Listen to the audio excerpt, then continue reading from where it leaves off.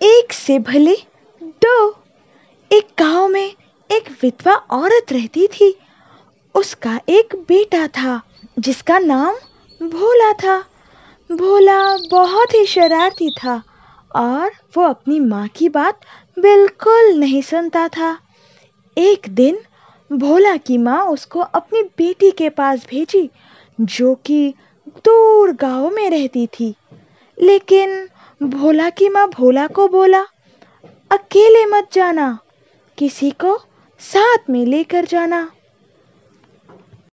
क्योंकि रास्ते में एक जंगल आता है और वो जंगल बहुत ही खतरनाक है, क्योंकि उस जंगल में बहुत सारे जानवर के साथ साथ सांप भी रहते हैं। पर भोला अपनी माँ की बात बिल्कुल नहीं माना और झूठ भी बोला कि उसके साथ कोई जाने के लिए राजी नहीं हो रहा। लेकिन सच तो ये है कि वो अकेले जाना चाहता था। भोला की जिद देखकर उसकी माँ बोली, ठीक है बेटा, अकेले जाना चाहते हो तो जाओ, लेकिन तुम्हें मेरी एक बात माननी पड़ेगी। तो भोला पूछा, क्या है वो बात? वो बोली कि मैं तुम्हें जो दूंगी तुमको उसे अपने साथ लेना पड़ेगा।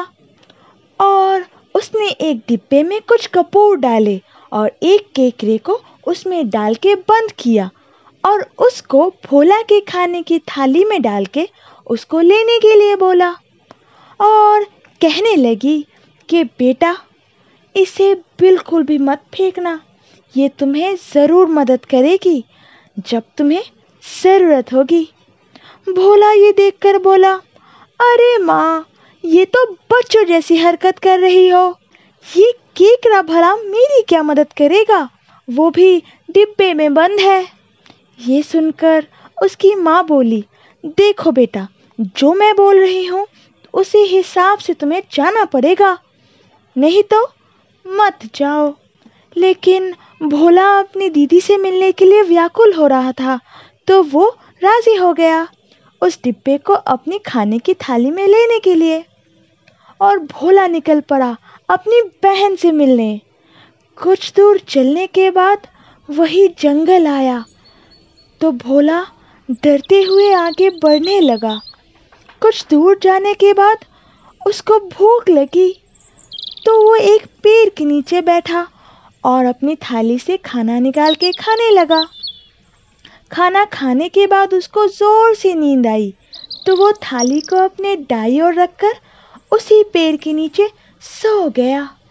कुछ देर बाद उस पेड़ में रहने वाला सांप आया और वो भोला को वहां देखकर उसको बहुत गुस्सा आया।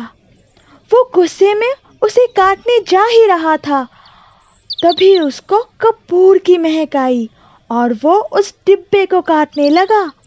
2-3 बार काटने से वो डिब्बा खुल गया और उस डिब्बे में से वो केकड़ा निकल के उस सांप के सर को एक ही बार में धड़ से अलग कर दिया।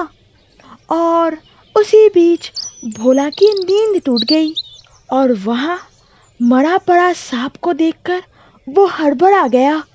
लेकिन जब वो डिब्बा को देखा और उस केकड़े को देखा, उसे सब समझ में आ गया और उसको अपनी माँ की याद आई।